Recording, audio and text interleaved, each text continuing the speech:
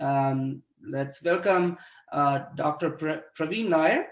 He is an entrepreneur and also a cell biologist, I would say. And he is currently serving as a CEO for BioArchive, which he started, I think, 3 years ago. It is actually a cold storage biobank, and it's also providing laboratory services for helping the biobank, and also for any research or any other drug development related services. He is I would say he is a strong, I'm proud to say that he's an alumni of Fishco's Panangad, and I think he did his master's in CIFE and also in University of Arkansas at Pine Bluff. And so he is a senior to two of the institutions that I did my education to, but I never met him on campus. I'm too younger compared to him. So, and then he did his Ph.D. in University of Georgia and his postdoc with University of Chicago. And then he went into industry in different roles, as a research associate to senior scientist, and then he went on to the managerial positions, like higher management level positions, and then in 2019 he started his own company, BioArchive. With that, I would like to give the mic and stage to Dr. Praveen. He will be sharing his experience in the phases in developing a drug for a disease. So once again, I'm welcoming Dr. Praveen, and Dr. Praveen, stage is yours. Thank you very much, Pradesh. And again, thank you for reminding me that I'm getting really, really old. So, so it's, yeah, of course, we cannot stop it, right? So I was looking through the audience. I recognize a few faces. I don't know, I don't have the face, but I can see the name, but still remember friends from College of Fisheries and other places. Yeah, as Pradesh mentioned, I am a proud alumni of College of Fisheries, Kerala Agriculture University. Things have changed now. It's by itself. It's a university. I haven't had a chance to visit back either CIFE or our old college in a while. That's pending. But I've been in touch and in good networking with many of our friends from that stream. So we are quite fortunate to have the opportunity to be in CIFE. That kind of gave us a much wider network in the fisheries community. I'm so glad that you guys are really doing, keeping this network going through platforms like this. I tried to keep in touch with the area which we all are involved. Unfortunately, things change, and as Pradesh mentioned, I changed my area a little bit. And Pradesh, if you can let me be as a presenter, that will allow me to actually pull up the slide. So what Pradesh asked me to do was to kind of give an overall view of, gave me the full freedom to decide what's the best way to present things. But what I chose, rather than the career or like a pure science path, I thought it makes sense to actually give you it's much more of an interactive thing. So feel free to interrupt me in between. This is not a hardcore science talk, but I thought it's much more practical to tell about my journey. I came from the same background like most of you guys.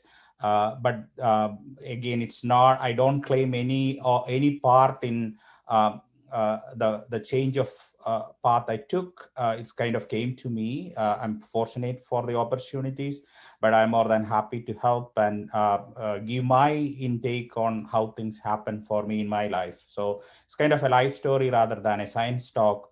So hope that will benefit you guys. So just to make sure, can you please confirm? I think it's kind of a common term nowadays. Are you seeing the full screen or the presenter view? Yeah, full screen. Excellent, excellent. Before we start, do you guys, anyone has any comment or question? By the way, if Pradesh, if you can help me, I cannot do the chat window and everything at the same time. So if anyone is asking me something, please give me a nudge and stop me, please. Sure, I will. Thank you. So yeah, Praveen Nair, 1991 batch, College of Fisheries, Panangad, and then I just moved into new areas. So today I will talk to you, give you a brief introduction about my area of research now. I'm still an active researcher, even though Pradesh kind of presented me as a business owner. My business is in research, so I was quite fortunate to build my company around research. So that's giving me opportunity to keep skills and knowledge base still active. So cancer research is what we are dealing mostly.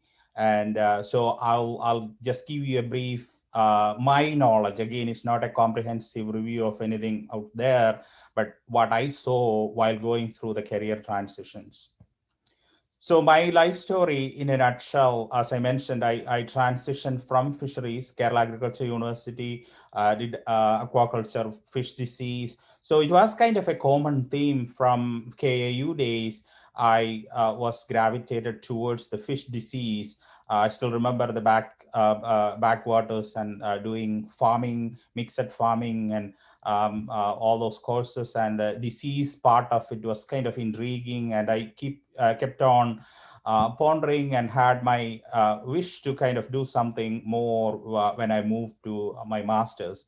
So at CIFE, I got the opportunity to work in a fish pathology lab, which kind of gave me my first introduction into the immune system. So I started using fish as a model to study the evolution of the immune system. That kind of became the theme of my research all through my career, eventually leading into human immune system and now immuno-oncology, which is kind of the catchword all over the world, especially after the Nobel Prize a couple of years back. So the opportunity to come to US, again, it was not intentional. Bombay gave me the opportunity to get introduced to the internet, and I kind of became the first person to pave the road. I got a golden opportunity to have access to the internet at CIFE, being bit computer savvy early on. The director's cell had given me the key to the director's computer room pretty much around the clock, so I could go to that room and search for different universities and how you can pursue higher studies in US. And long story short, I ended up in UAPB, University of Arkansas at Pine Bluff. My plan was, as Pradesh mentioned, it's a second master's, and everyone was rolling their eyes about what are you going to do with another master's. So just like anyone who is trying to do things on their own, I didn't have much of an idea. I just kind of assumed that I can come in here and then right away look for a PhD position, and within 6 months I could jump across the aisle and find something. Actually, I had opportunities to do that, but one major lesson I learned in US, academia is trained on cash, and many times when a professor make a decision to bring somebody in, they have high expectation, and they are hoping that that person will stay around to finish the course. And again, it's a mutually beneficial endeavor. And many of my friends who are in academia right now can sympathize with that, I believe. So I made the decision to actually do one more master's, and it was a thesis-based master's program. Fortunately, I ended up in a fish disease lab again. That's where I clearly moved into the immune system. So I studied the immune system of the fish in context of stress, and how immune system and the stress interact with each other. And that kind of led me to University of Georgia. That's where it was much more molecular, phylogenetic kind of studies, deeper into the cell-mediated cytotoxicity, natural killer cells and cytotoxic T cells, how cancer and immune system start interacting. Again, a model organism was fish, also transitioning into human cell lines. Gave me the opportunity to pursue a postdoctoral training at the medical school at the University of Chicago. I worked with the Tom Gajewski. Now he is one of the big shots in immuno-oncology. During my time at Tom's lab, it was really early on. Immuno-oncology was not even a word at that time. I studied the CD28, CTLA4.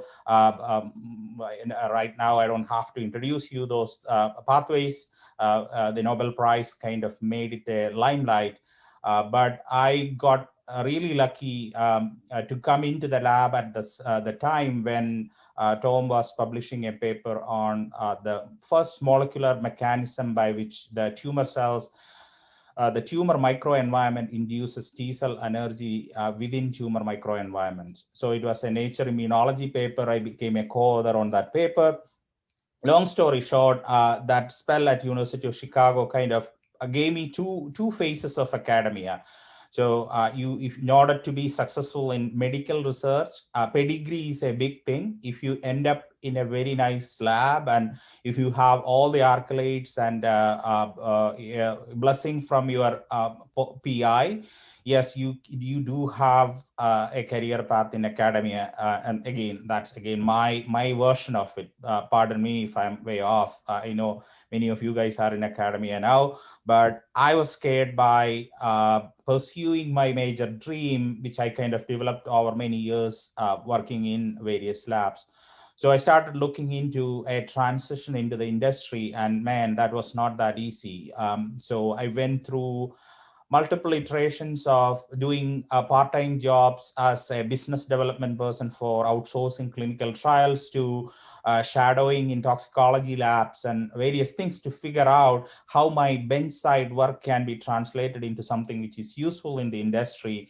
And those 2 years were kind of on a personal level and a professional level. I went through a lot of transition. So in 2010, that's when my family moved to San Diego, and my whole view towards the industry and biotechnology industry as such changed substantially. Those of you who is not familiar with the San Diego is a hotbed for biotechnology in US, especially for small startup.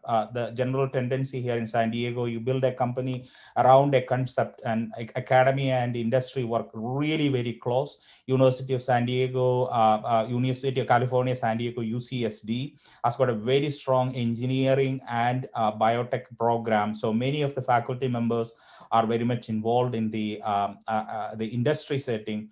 So I started working with a small company, a startup, again, helping them to set up a CRO business, a contract research service business, which we grew over a couple of years.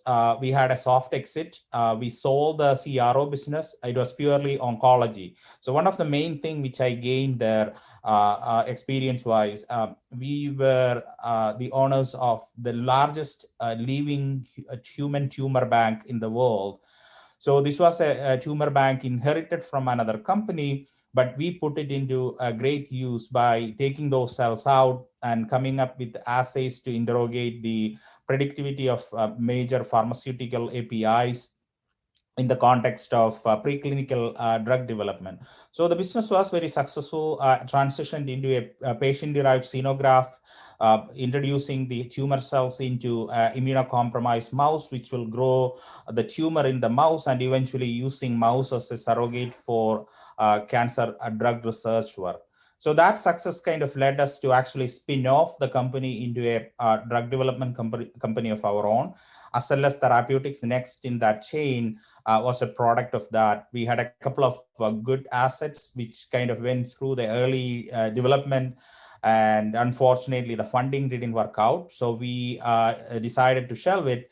And my chairman, my CEO at that time, and myself left. And in 2019, as Pradesh mentioned, we started bioRxiv. As the name indicates, we wanted to be a part of the translational part of the drug development. I will come to that. If you are not familiar with what those terms are, that's what I am going to give you a brief introduction today. But we work in the grand scheme of drug development. There are preclinical phase and the clinical phase. Something comes in between. We have to take the learnings from the bench into the clinic through translational research. So that's where bioRxiv comes in, and the biospecimen is a huge part of that research, especially in oncology. So we serve all kinds of institutions, including big pharma, biotech, academic labs, diagnostics labs, and even something which you guys might appreciate now. There is a big push going on nowadays, and San Diego is a hotbed for that. Again, that this might come beat you guys up. So there is a big trend now trying to avoid all these carbon footprint our industry, aquaculture industry, and cattle industry leaving on the planet. So people are thinking about actually converting the fish cell lines into fish to be sold as for human consumption. So we are actually working with a company who wants to do their cell storage for eventually doing a bioreactor type of operation, and then they convert these cells, the fish cells, into fish meat, and then to plan is to sell it out. That's becoming a huge trend. 2020, we heard a lot of news reports and press briefing about that. I'm spending a little bit way too much time here to just introduce. I will try to go faster so that there was plenty of time to discuss. So a last piece I just wanted to add, I kept my academic aspirations still active. I'm a adjunct faculty and a research participant at Amrita School of Biotechnology back in India.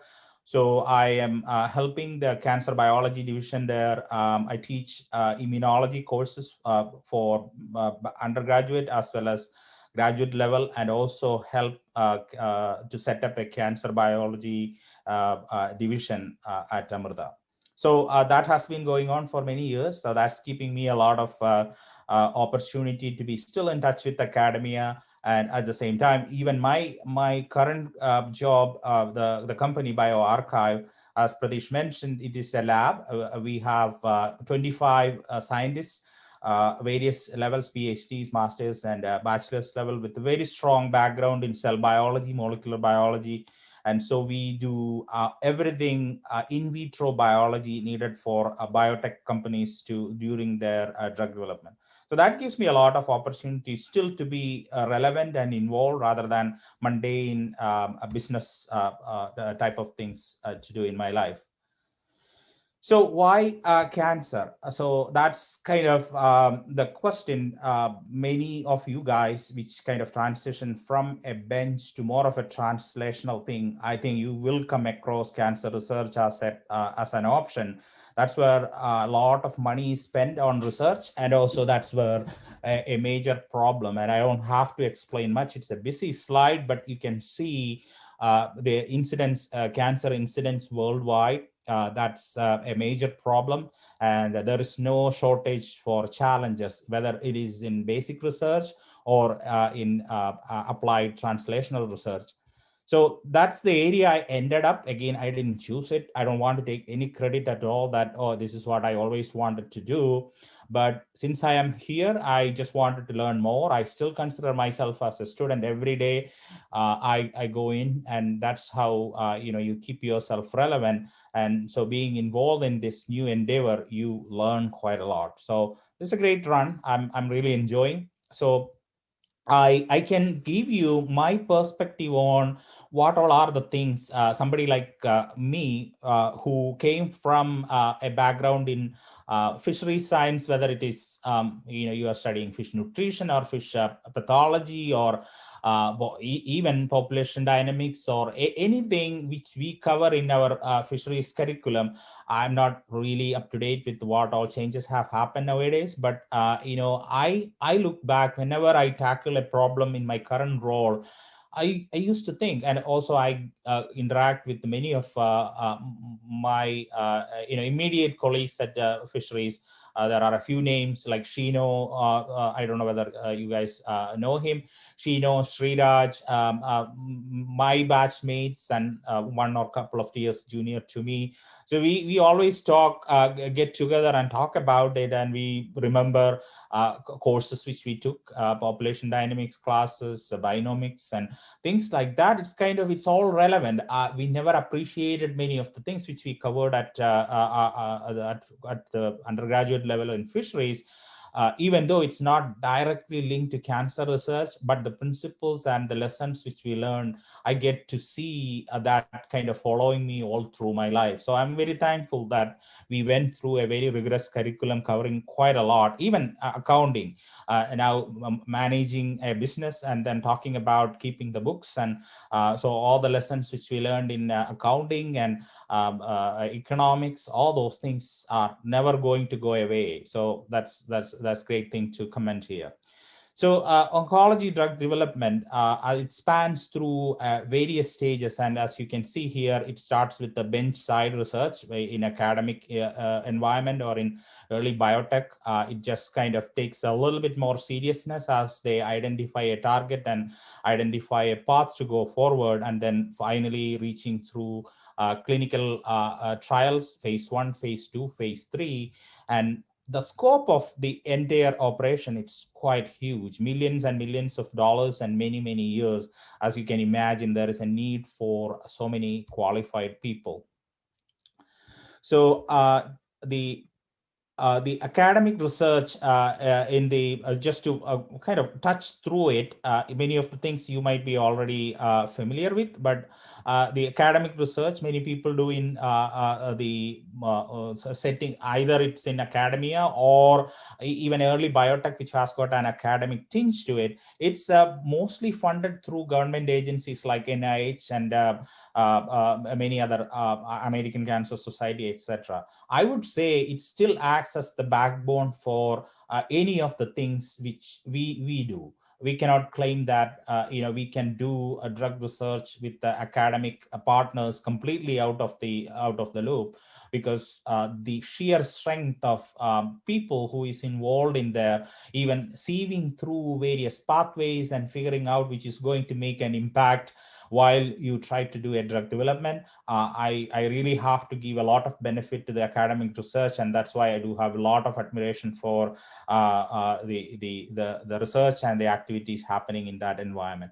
But at the same time, it's less structured. It is at the whims of grant fundings. You might have really grandiose ideas, but it cannot materialize if you are not well funded. At the end of the day, the money trumps everything. You cannot carry on a lab, and you cannot hire postdocs and graduate students unless you have good funding, whether it is in India or anywhere in the world. So then that basic research is what is going to define the tumor biology. So again, a brief introduction about cancer. It's healthy cells versus tumor cells. These are the rogue cells of your own body, which all of a sudden decides to act really weird. And then the major challenge for immunologists or cancer biologists is like, these cells are also part of our own body. It's not like a virus. It's not like a coronavirus or a bacteria which is coming as a foreign invader, where our immune system is well trained for millions and millions of years, and even through the evolutionary tree, we have been bombarded with this foreign antigens, and our body immune system is well competent to understand as soon as there is something gets into your body. But cancer biology is a bit different, because these cells are your own, it's almost like your own family member is turning on you. So how will you, figure it out? You will not know what's going on through that person's mind. So it's virtually impossible until something really disastrous happens that you all of a sudden, oh my gosh, why I didn't see it. To make things kind of a bit complex, you can see it's a pathway network diagram of various things which is happening in your body, and it's a very complex mesh.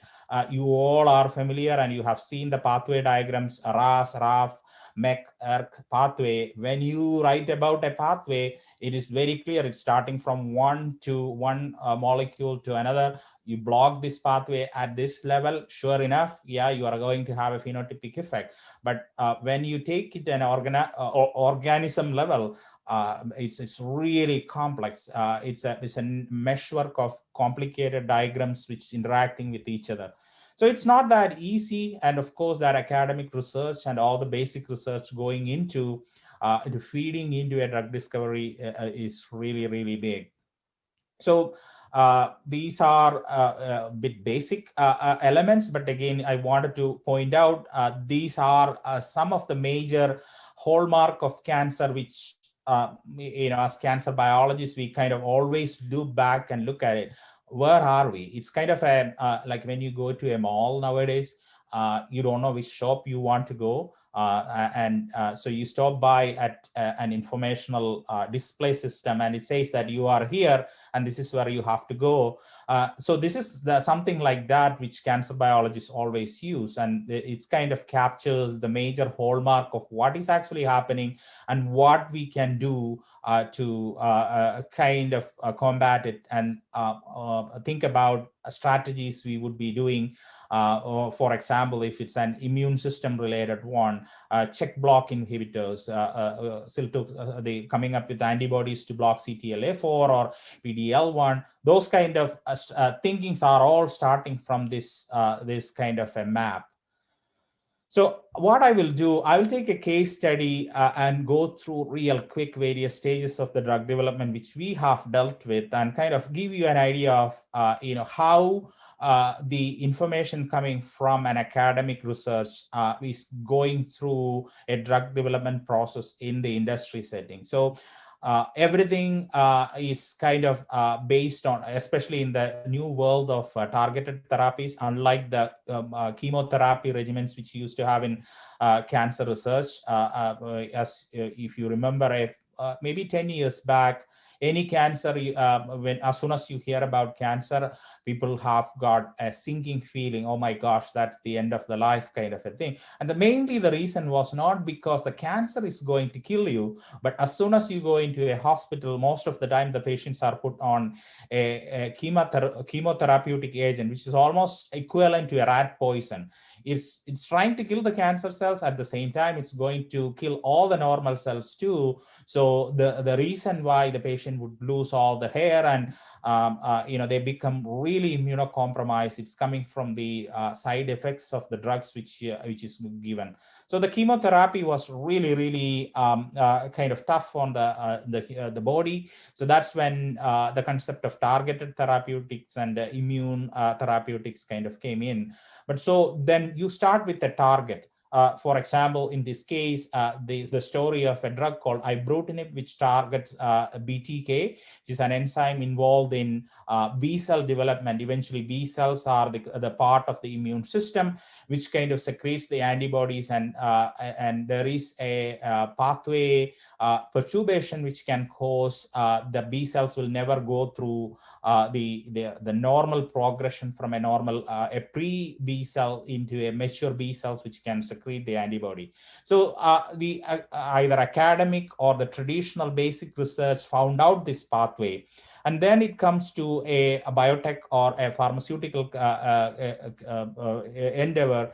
And so that's where they are going to think, okay, I have a target here, and I know this pathway. So how we can think about a chemical means which is going to be so specific to certain link of that pathway, and then that kind of either reverse the mechanism or completely shut down it. So that's how the thought process goes in. So it's almost like a jigsaw puzzle. So you have a missing piece in a jigsaw puzzle. And you have to come up with the strategies, and the chemistry is that strategy. So you are going to identify a molecule which is going to fit into that groove, and it's eventually going to either block or activate that process. So that's the earliest point in the preclinical development. So that a drug is found, and then it is binding to the target, and then it is inhibiting the pathway. So that then always refer back to that. This where is it fitting in the major hallmark of cancer? So sure enough, I can very selectively block that pathway. And in that subset of cancer patients where this pathway is going to create a big problem, I do have a strategy right there. So then, yes, I found a drug, but then the biggest problem comes in. The chemotherapy example, which I mentioned, many of these drugs, it's virtually human, no, not just human. Our biological systems are too complex. Remember the pathway diagram which I showed you? There is absolutely no way we can predict that even the best chemistry and screening strategy is going to find out a drug which is going to just bind to the target which you wanted to block. So then comes the huge roadblock there. You might have amazing results from early discovery stage. You are ready to go and you are trying to raise money, millions of dollars being raised in Series A and Series B. Well, all of a sudden you are seeing a toxicity profile. So how this drug is being metabolized, and what is the pharmacokinetics of this drug, all those things needs to be evaluated. This is a huge part of the drug discovery, and a lot of money goes in. So the reason why I'm introducing that, when I talk about the opportunities which I saw in the industry, I just want you to be aware of these are the areas in the industry. So, okay, finally, you got one drug which is going through, it is blocking the target very well, and you don't have too much of a, side effect. So that's the time when you have to think about, you hear the story real time. I think you are keeping an eye on the COVID vaccine fiasco, which is going on.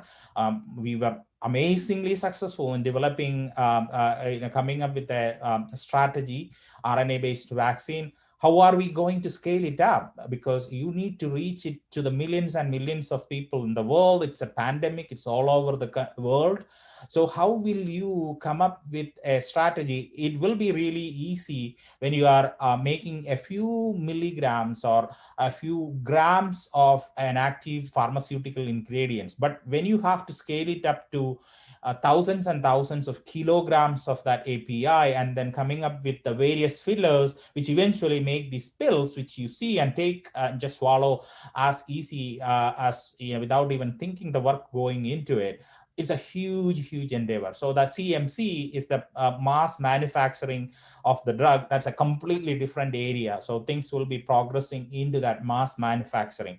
That's also is an area where a lot of job opportunities are there.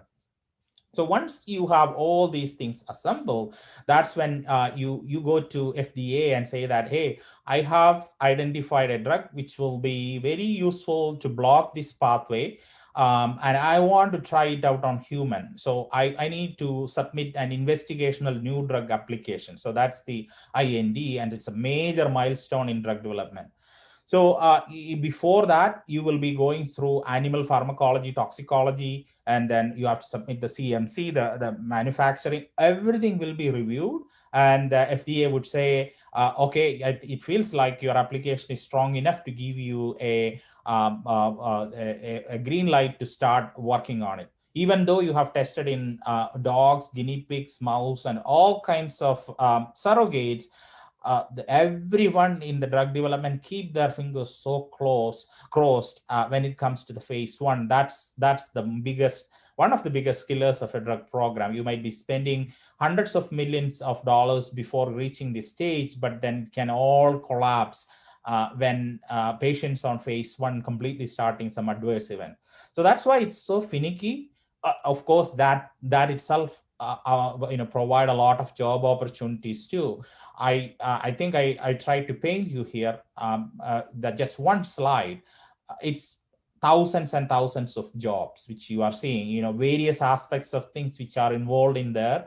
There is a lot of opportunities there. And then now we are in the human phase. In the phase 1, there they are just looking whether the drug is safe. You are not even looking for any efficacy at all, because it's very hard to do them separate. So when you feel like it is safe, that's when you move into the phase 2 clinical trial, where you can test around 100 to 200 patients.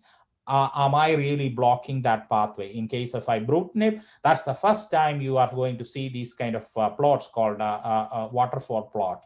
So yeah, clear enough. You can see in that green, the drug which is blocking the BTK, which is clearly showing a big impact on the survival of the patients with that specific mutation. So that is a clear indication that yes, we should be spending more money and a lot of resources and a lot of clinical research associates and a lot of researchers to do the data analysis and whatnot. So that is going into a phase 3 clinical trial, which involves that will determine whether it will eventually be approved. So that's a much bigger study, thousands of patients, because statistics is very important in this case.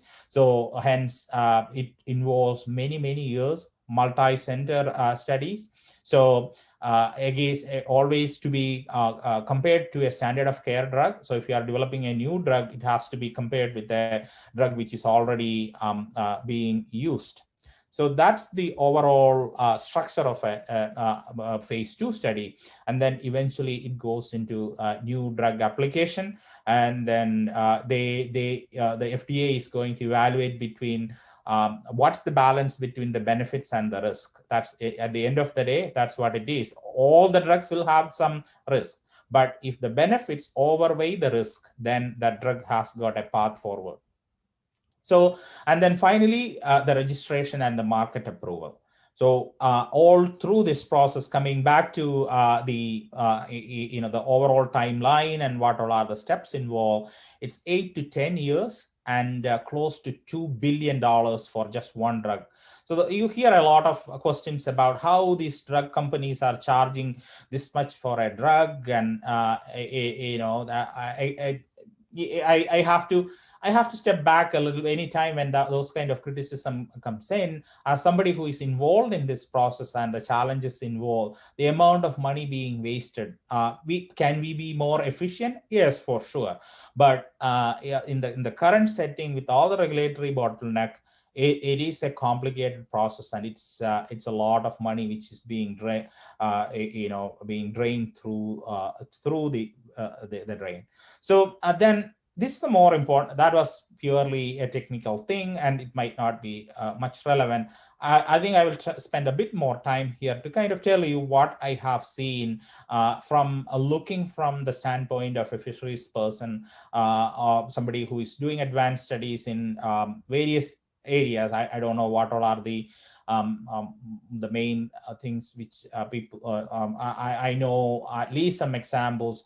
I have friends who went into crystallography studies, and I know biochemistry, toxicology, economics, and various areas which kind of gave us the opportunity, the things which we learned from our research from fisheries institution, and maybe an advanced postdoctoral training in an international institution, or even our own institutions back in India.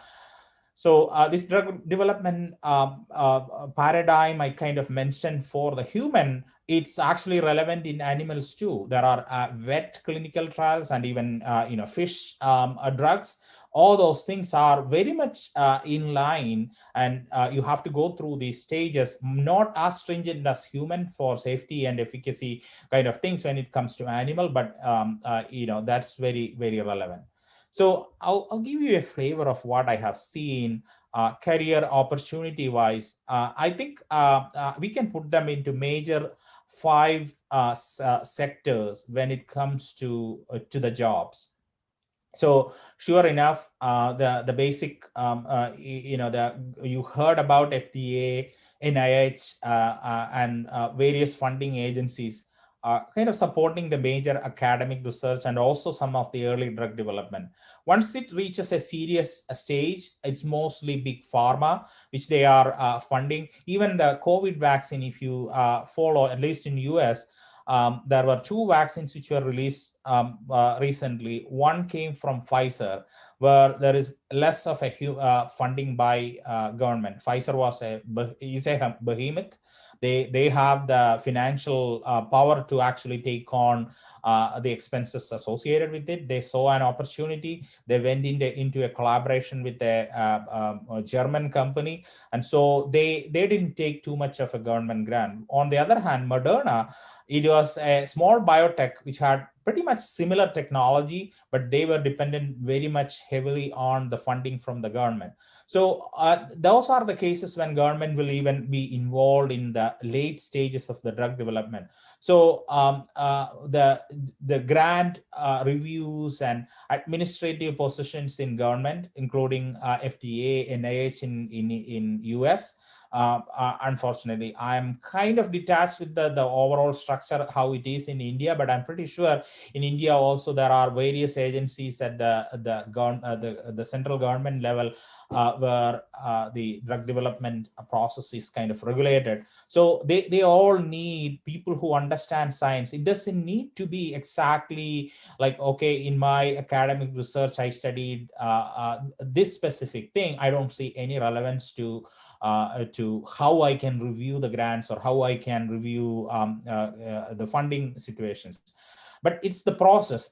All through our studies, what I learned is that more than the content, it's actually the process which is making us successful. How we learn how to write a proposal for your master's thesis, or how you defended your PhD thesis, and how you talked to your committee, and how you negotiated with your committee to accept your things, and how you negotiated with your publisher about your publications. All those things are it's cross function across it can be used across various disciplines, whether it is in fisheries or animal science or cancer research or immunology, whatever it is. At the end of the day, these kind of jobs will make you you will be really well equipped for these kind of positions. And moving on to the biotech sector, that's where I am involved. Biotech is a very integral component of this big picture. So there are numerous companies who kind of developed early on and then pass on to big pharma to develop it. Pharma is really good in taking something from a phase 1 to all the way to phase 3 and then getting the approval. They have a huge machinery for it. The general trend now, pharma is spending less and less on basic research. So it's a kind of a cannibalism going on. So as soon as they hear the classic example of the COVID vaccine, BioNTech is a small biotech out of Germany, and they kind of they send out people to evaluate the merits of various drug programs. So, and then eventually you do the diligence and found that this could be our next bet, and they go all in. They either co-develop it or buy it out. And so big pharma comes in, and eventually the name goes to big pharma. But of course, the early development, if you look back to many drugs, you will see the footprint of biotech companies in there. And of course, I don't have to mention much about the academia. It's still a major powerhouse, a lot of research going on. It's very relevant. And so, and a lot of non-profit research institutions, which is feeding into the actual advancement of our knowledge. And when I started looking for opportunities abroad, it's mostly funded by NIH or NSF, and a major professor has decided this is my area. For example, I was looking for NK cell biology, and a professor who wrote a grant and got the funding.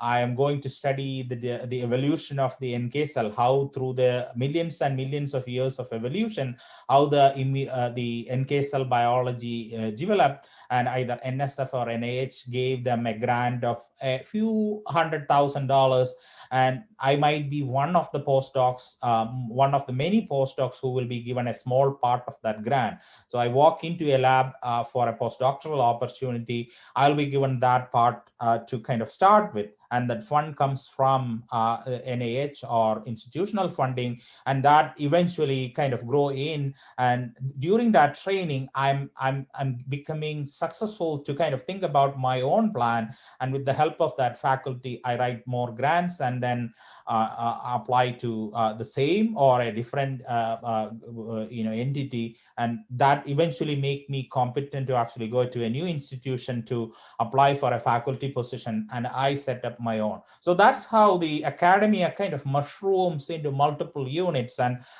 they all are looking at this huge picture from the gallery, and they are preparing it, and so everything is being kind of fed into the big theater which is happening in the middle.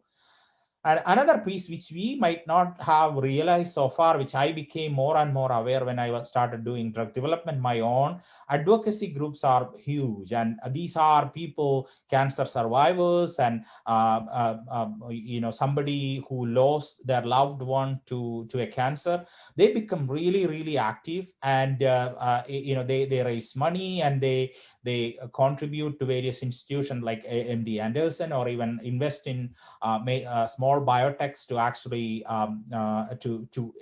for example, my major professor's husband passed away with pancreatic cancer, and their two sons, they raised a lot of money to make some awareness in pancreatic research, and they are funding research around the new cures and diagnosis of pancreatic cancer.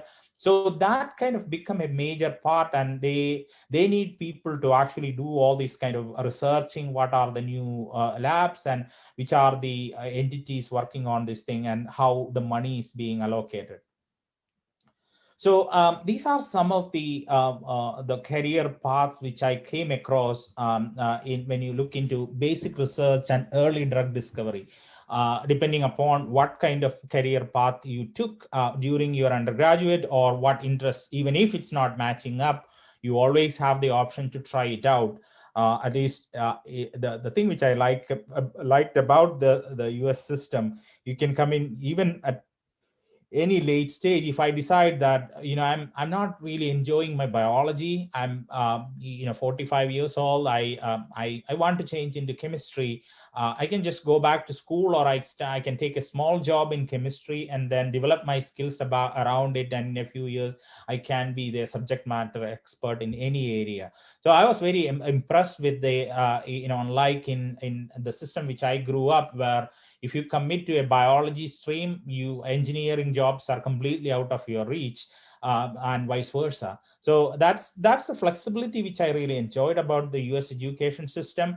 And I have seen many people, one of my professors back in Chicago, she was a computer engineer, and she decided, I'm not going to pursue that. And she went to medical school, got an MD, and then she was doing research, basic research in immunology. So those kind of things I see all around. So even if you see chemistry and you think, oh, I'm from a fisheries stream, I haven't done any chemistry, you might be surprised the opportunities you will come across. I'm not going to read through the list, but you can see that's kind of a comprehensive list of so many things. If you have any specific questions, I'll be more than happy to come back and talk about more.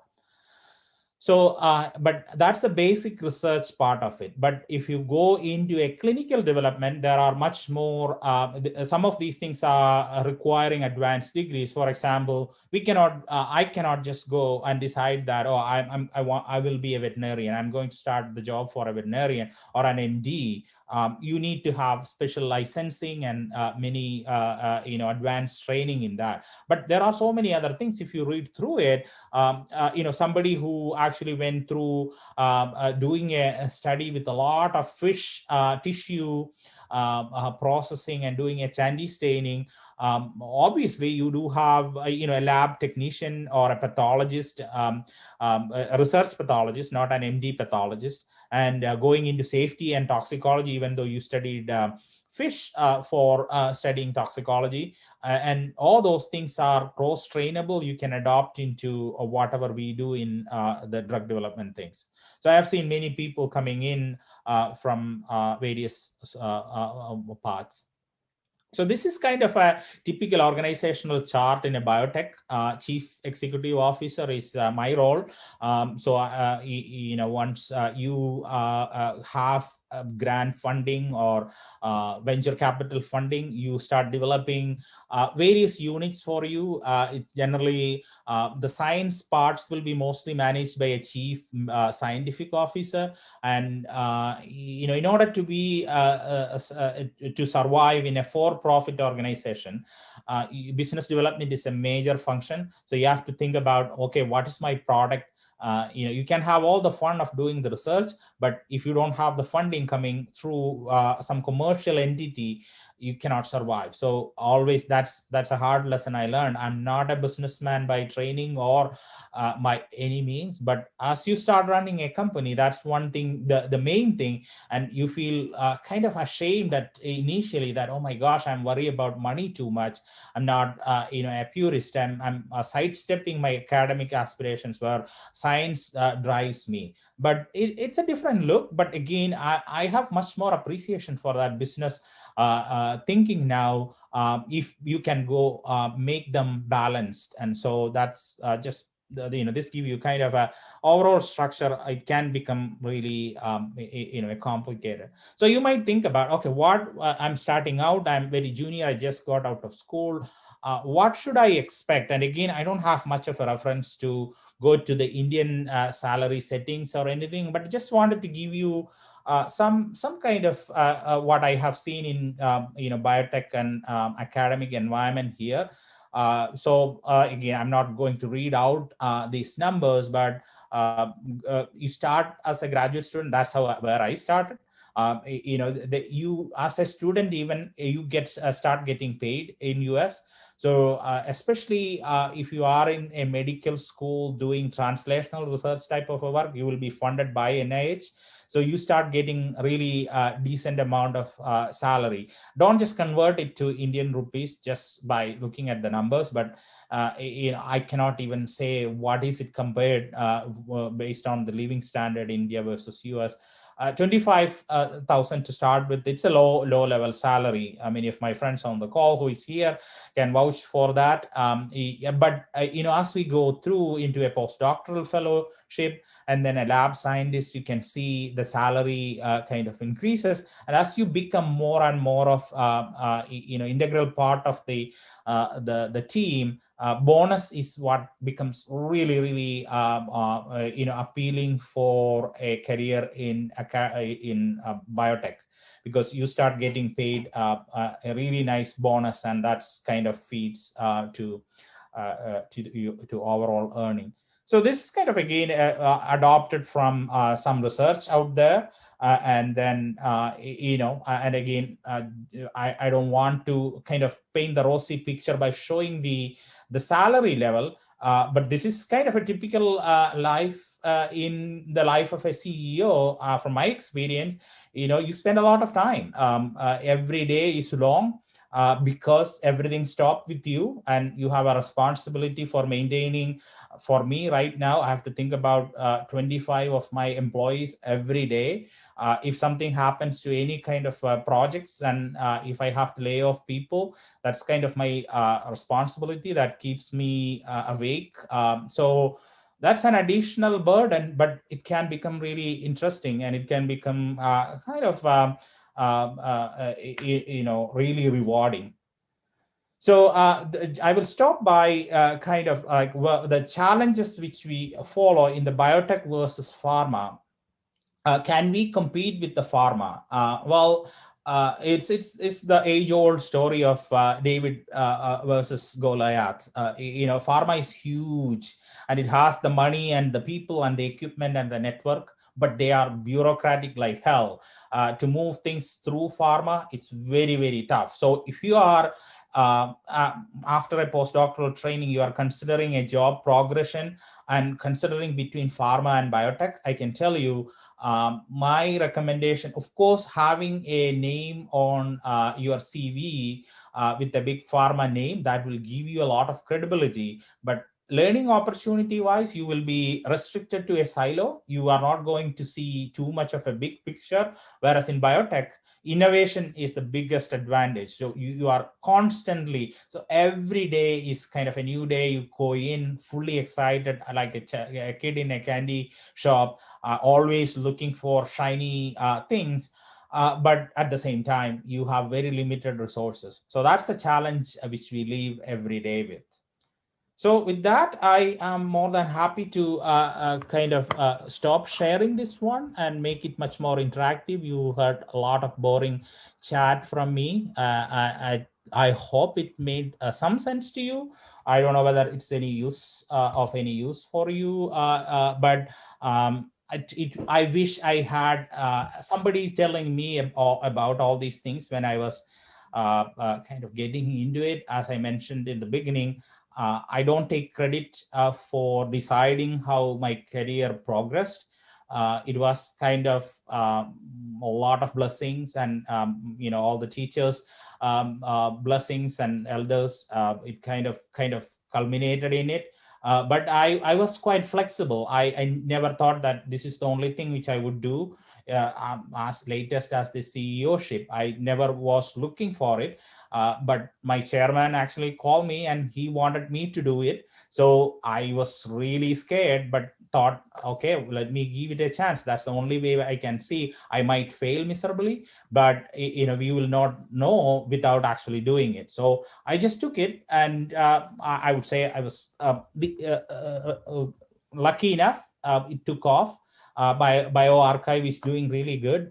We have a few fisheries presence there. I convinced to one of my batchmates, Dr. Sriraj Pillai. He from WashU. I convinced him to come join my team. He's a principal scientist, and so I tried to reach out to my fisheries connections whenever I try to make some hiring decisions. So always want to give back to the community where I came from.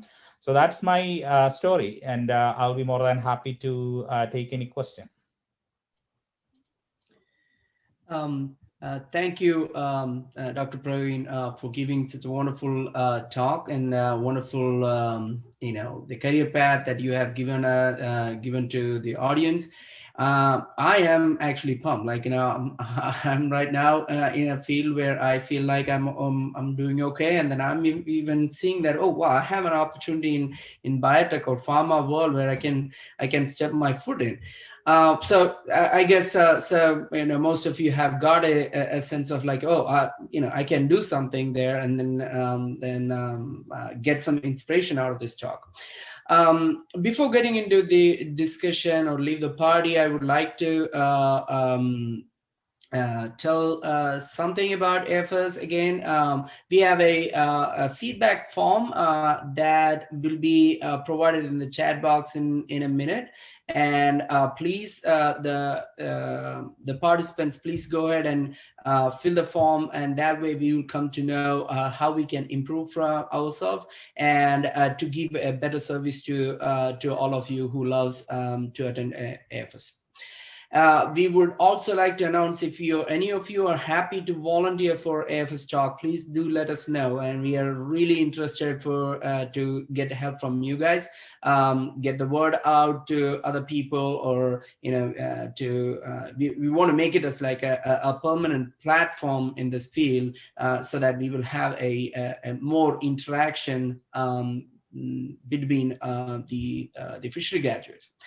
For example, if you want to like to hear, let's say if you are ready to work on the website development, or contacting contact developing skill, or training and assessment skill, there's a whole lot of activities that you can help us delivering through AFS Talk. So please don't hesitate to contact us and discuss what value or how you can help us and move forward. Now, we're moving to the discussion part. Feel free to unmute yourself and ask your question to the speaker. And also, if possible, if you can type your questions in the chat box so that everybody can see, or those who are having issues with hearing what you're talking. So please go ahead and start the discussion session. Deepak has already provided the link for the feedback, so please go ahead and fill out that too. I am not seeing any questions so far in the chat box. So as I said, if you want to unmute yourself and then ask the question, this is the time. Okay, I'll take the privilege of taking asking you the first question, Dr. Praveen. I know this is more like a political, or more like a what do you call it, a concurrent thing that is happening right now, and it's a question for everyone, even the credibility of the vaccine. And you said that the drug development takes almost 8 to 10 years for a particular drug, and when we are talking about cancer, or when we are talking about the disease like diabetes, it's been studied for I don't know how many years, more than 30 years. Research is going on, and still people are coming up with the new drug with a less side effect, or the process is dynamic. It's still going on, right?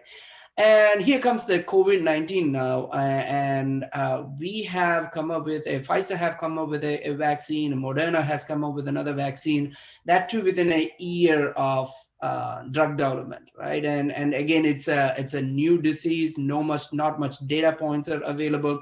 How credible that will be? I know a lot of, even from I heard from India, some of the doctors are not even ready to take the vaccine that is being provided for them for COVID-19.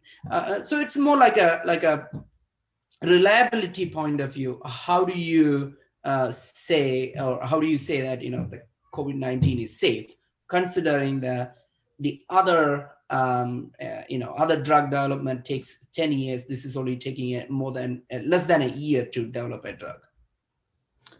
Yeah, it's a very valid question. I totally agree. It's a sensitive subject. I don't want to get too political here, but my perspective on this thing, the time element part, Pradesh, it is, you have to put things in context too. So the reason why I kind of mentioned, I don't know whether you noticed, many of the big billions and billions of dollars in drug development for a single drug in pharma, it's coming from a lot of wastage, and that is same the case with the time also.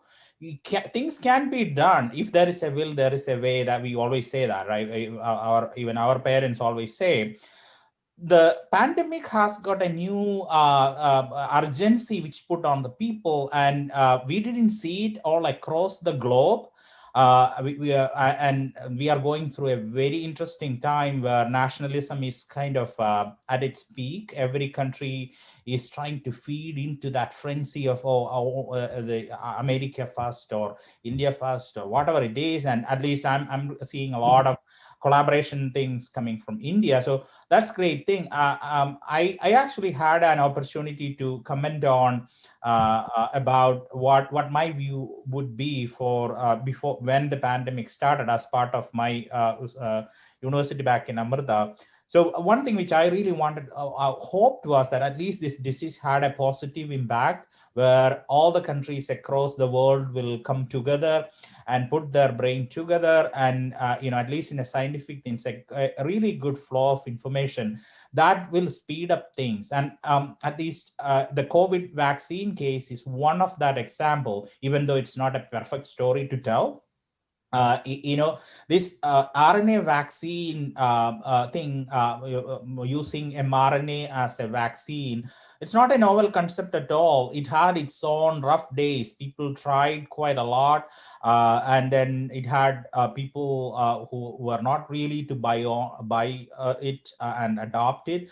But all of a sudden, if you don't have any other option, we have some Malayalam saying, right?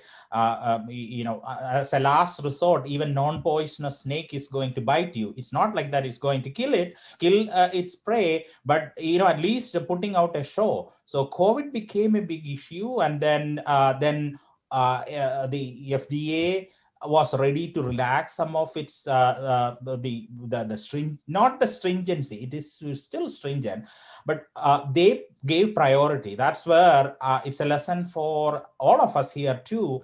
If since that is a pandemic and everyone is suffering, nobody is going to blame them. Everybody. Sorry, I'm having trouble here. If you have 1,000 reviewers for FDA, all of them were reviewing the applications from various companies on COVID related vaccine, versus in a normal time, there is nothing pressing you. You have 1,000 different applications. One scientist will be reviewing one application at a time. That's why it's getting stretched.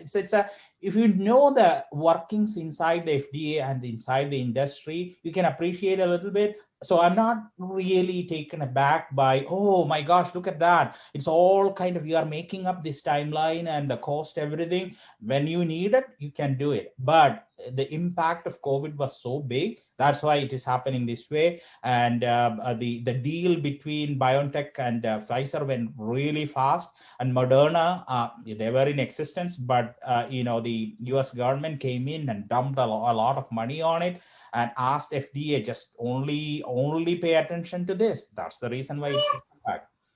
But I don't think that's going to be the case going for every drug is going to get approved or every vaccine is going to get approved in 1 year. Don't make your hopes up yet.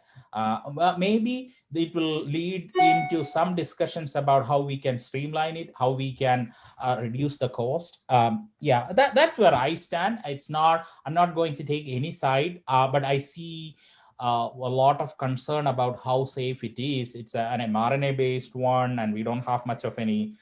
I have some experience being in biotech, and also we do have some involvement in the vaccine storage, a part of for San Diego County at least. So our company qualified for the first dose of the vaccine. I'm still in line. I haven't received mine, but 80% of my staff got their first dose. And I asked extensively about their, any kind of symptoms or anything. So far, it's very positive. So I do have firsthand information about the safety aspect of it. I haven't heard anyone who had any adverse reaction. But again, any drug do have those kind of a thing. So will I blindly say that since it was approved in 1 year, I should be very careful? No. But will I say that it is going to be a norm that going forward we are going to have drugs approved in less than 1 year? Hell no, that's not going to happen. Okay. I was about to ask you that, David, can I come to your company and get a vaccine? Because I'm trying to get a vaccine here, and then it's the slots are filling up within minutes. They open it, so this is how crazy it is here. So yeah.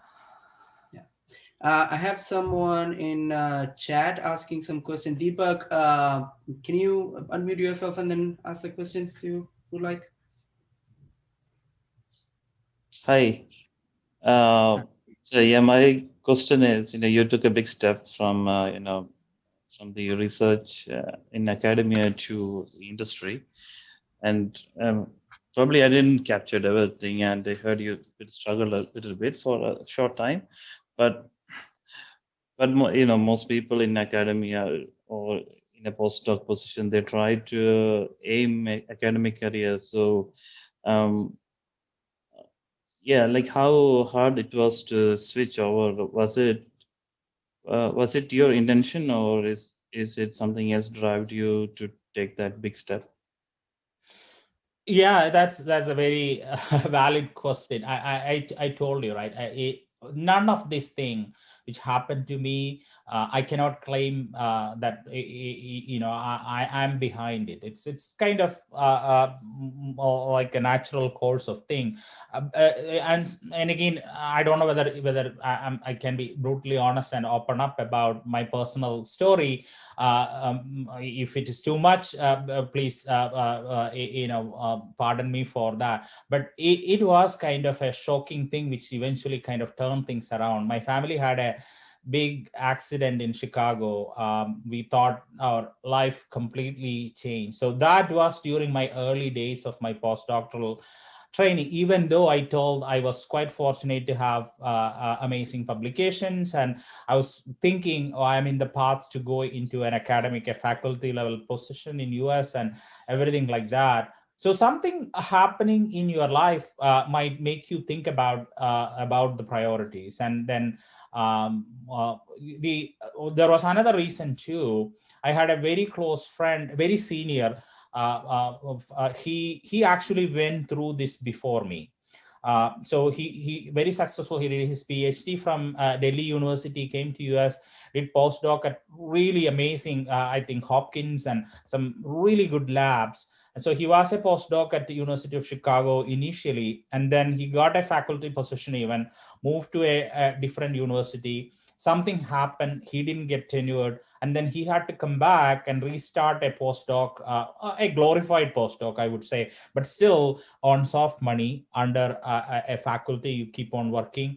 I think you are familiar with this kind of scenario. You see many people who are much late into their life still working for a professor, always worrying about will the next RO1 will be, I'm using terms which are used in US, but I think it's similar case if you are in a different country or even India, the funding. So he told me the first day of my joining in University of Chicago, he told that, Praveen, you have to put a target on your calendar. So you have to make a decision about whether you are going to stay in academia, and you give a timeline of 3 years. So if you are in a lab where your major professor is a well-known, established professor, and he is taking you under his wing, and he is ready to actually write a letter to a hiring board in a different university, and he is letting you take part of the research grant which you co-wrote with them, and then you start established there. That's a good path to, that's at least the baseline path. Anything below that, he said that from my experience, I can tell you, I could see him even at the age of 50 or 55. When I joined University of Chicago, he was still doing PCRs and Western blots in the lab. So that gave me kind of a scare. Oh my gosh, I mean, it's really a fine line. If you don't make it into academia, you can get into an academic position, you can get stuck in a lab, and you cannot have a stable family, right? So if you don't know whether your salary is going to come next month, and if it is very much dependent on a very flimsy funding system from NIH, it's out of desperation. I would say I don't have any shame at all to admit that the steps which I took was out of desperation. So I from that year to, and that other personal thing which happened, the accident also made me think about, let me take a risk. And I was quite fortunate my wife came to US and then went to school with me. She's in a different field, but her job progression was much faster as she managed to get into a place where I didn't have to worry about daily food. We had we were not doing great, but I could always risk a little bit. So many of that transition thing which I did involved even voluntary work. I worked for 6 months without any salary as a director of business development, and it was kind of a commission-based structure. If something comes through, I get some payment. So sometimes you have to take even that drastic step. So what I saw was my training, everything was in purely basic research. When you try to get into something translational and applied, one of the biggest obstacle is going to be, we don't have a degree which will put you very close to the patient. I cannot go and talk to a patient without an RN or an MD or anything clinical related. I even contemplated, is it a good idea actually to get an additional RN, registered nurse degree, so that I can get into the clinical trial part? Or how can I get into the lab? They're also, they are looking for translational thing. So getting that translational experience is huge. And if you are lucky to get into a lab where they are working, again, I didn't know. I chose the different city. I should have chosen San Diego for my postdoc. Things would have been much different, because many of the labs which I see in UCSD, they have a very good connection. Most of the postdocs will be working on projects related with the industry. None of these things I knew. I thought, oh, California is so expensive. How can I even think of going there? And the choice of the school and choice of the city had so much of the connotations. Unfortunately, none of our fisheries seniors had gone through this path, and nobody came and told me that, Praveen, you have to go to San Diego, or you have to go to San Francisco or Boston. That's where you should actually do the postdoc if you are thinking about the industry transition. So I kind of discovered things while going. So that's why I'm very passionate to actually share with anyone if they want to hear about my experience. So many of those, so you have to be very open and ready to take on things.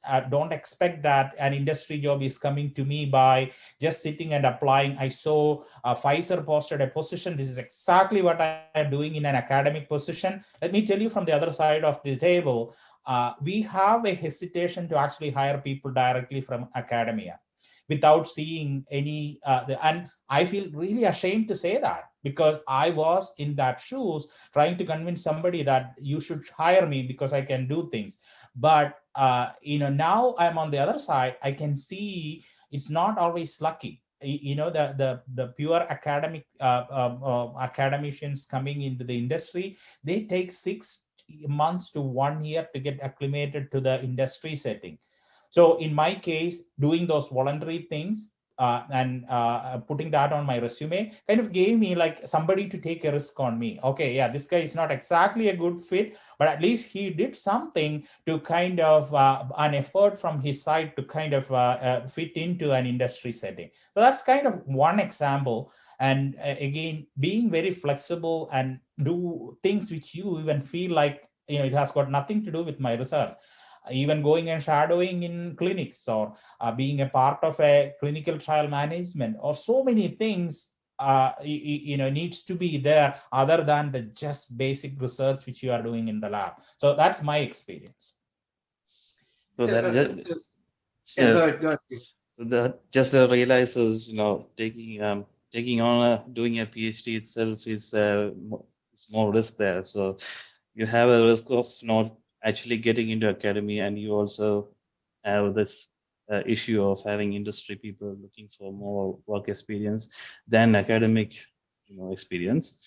Um, but um, but for most, isn't that tell us a message that for PhD students should always look forward for having a job in industry as well, not just focusing on academic research, and they could be ending up in a situation of what do you call it, desperation. Isn't that true? Because most PhDs expect to take their career in the other way. Yeah, you are very right about that. But I will put a spin to it. Yes, I thought of that, and I talked to many people about it. Oh man, that was the worst decision I did. I went and took the PhD before doing any job. And again, as somebody who came to this country and the visa restrictions and things like that, it's not easy for many people who kind of venture into this path. So clearly, I went through a typical path. I'm not saying that I was the only one who deals with it. You're right, Deepak. PhD will put put you in a very bad spot. When they see that you went through a purely academic path and you never worked in an industry setting, somebody looking at you from the other side of the table, that's really bad. But there are many things, if you realize that, and there are so many things without actually getting an industry job itself, even in your university setting, you can do so many things. And it's basically, I always give advice to the people that your network and having the flexibility, those are the only two things you need to actually make, and you have to plan it early on, either doing early on during your PhD or during your postdoctoral training. You need to have a plan if you are trying to get into a biomedical research. I can suggest a few. Same way in other areas also. For example, you can go talk to your patent office in your university and offer to give your time to shadow them or help volunteer with them. That will land you opportunities in patent law. Actually, my cousin, she transitioned from pure PhD microbiology career path into patent law, and she's enjoying it. Doesn't mean that you did a PhD. That means you can only do research. There are so many things which PhDs can do, and people really look. But you have to put you in that cloth. You have to show that I have done enough and I understand that. For one major thing, consulting. So in US, many consulting companies look for PhDs because their motto is that it doesn't matter what PhD it is. If you went through a PhD process, you know how to manage your project, you know how to synthesize things, you know how to talk and present the data to the people. So that's all. And you might be working for oil and gas industry, but you might have done research in fisheries science or cancer biology. So one of my colleagues from University of Chicago, he went into consulting. What he studied was biology, but right now he's working for Google. So it's like he transitioned. So started as a consultant, and then eventually that consulting landed in a job in Google. So you make those kind of transition. The field in which you study is just a mold, and then it's your choice to decide or target where you want to go, and then do a few things here and there, reach out to people, and there will be people who will be giving you an opportunity. And don't expect that you will do only for money. So that's the biggest challenge. Many people make that mistake. Oh, I'm not going to take that because there is no payment, or it is so very low paid. And you have to take a lower step before you can jump to a higher step. And so I learned that, and I always want to tell people, don't turn away opportunities saying that, oh, that salary is not good enough. But that might be the thing which will put you to the next step. It might be just a couple of years. Even the story of the UAPB, Pradesh told me, and then I thought about, we had a chat before in a couple of months back, and so Pradesh came after me to UAPB, University of Arkansas at Pine Bluff. And so I told you, I decided to stay on and continue that master's, even though I didn't need that master's degree to get into a PhD program. So my decision to actually stay on and continue that helped many of my juniors from my college to get a master's level admission into that university, because there were people coming from other universities who would just come join and then leave, or they get a position they would not accept, all kinds of things. But their reference became just me. And then I have so many of my friends calling me and thanking me for I even wrote letters for some of my immediate juniors, just as a faculty would, even though I was still a master's student there.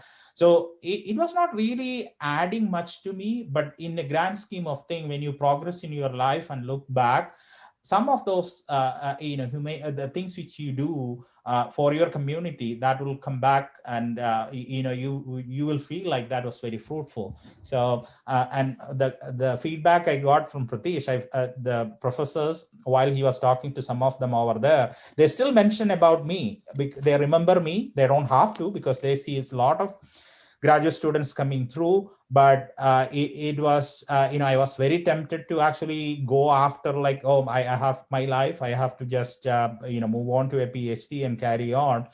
but that investing that 2 years in that program actually helped many of my juniors. So those are kind of, and again, those are the people who will help me for something else. I call, if I call some of my, those guys now, they will drop everything and come help me. So you need to build a support group, and that's going to take you through. So that's why having these kind of discussions and groups will be really beneficial. Sorry to jump in. To connected to that, like I would like to add, I don't know how many students are out there who want to come to US. And connected to this, whatever that you said, and also the earlier that you said in the talk. Those who are coming to to US for their education, please be serious about it. I am a faculty here, and then I am actually I get stressed if I'm being contacted by an international student, and I got burned my fingers from my side, like he said, the faculty that he was being hired, he had bad experience after him. Like even after that, when I was talking to that faculty, one of the reasons that they were allowing, or they were continuing allowing the graduate students to that university, was because of what he did in the I think he was the first graduate student from India, if I'm correct, I'm not sure, but he was the first graduate student from India, and that itself has changed the perspective of that university towards Indian students. Even though they have some bad experience even after that, he was the first student, and you took that responsibility seriously. And whoever is coming to US, please take it as seriously. I mean, it's gonna make a mark on your career later. Also, you can, like he said, you can jump from one to another so easily, but you should also think about that. The person who have work hard behind the scene to bring you over here has done a lot of work, and a lot of their time towards hiring you here as a grad student, or getting admission into the university.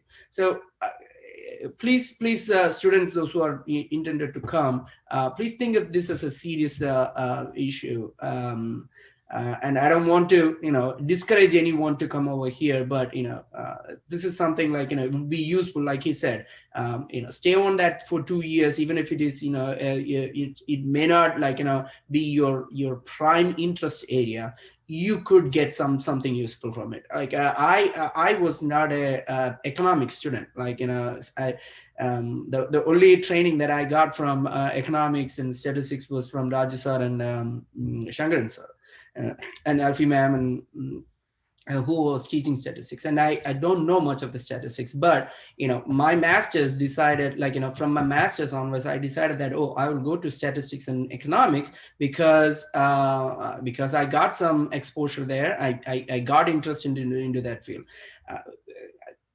So think seriously and take it as seriously. I'm talking from a faculty perspective. I'm getting really, really hard time with international students. So please don't, you don't want to be an example for somebody else, a bad example for somebody else. So. All right. Yeah, thank you. I saw many of you guys that was texted me through the chat. Thank you very much. I'm glad it made some sense. So feel free to reach out. I'm more than happy to chat more in a different setting, and hopefully we can meet sometime. But otherwise, is there any other questions? I didn't see any question. I was about to say that. Yes, we are. So a lot of participants are giving thank you for the talk, and I'm really grateful that I could talk to you, and then you were ready to give a talk to our platform. Thank you so much, Dr. Praveen, for such a wonderful and excellent talk, and we enjoy the time. Thank you very much. Thank you, everyone. Thank you. Appreciate it. Have a nice day. Bye-bye.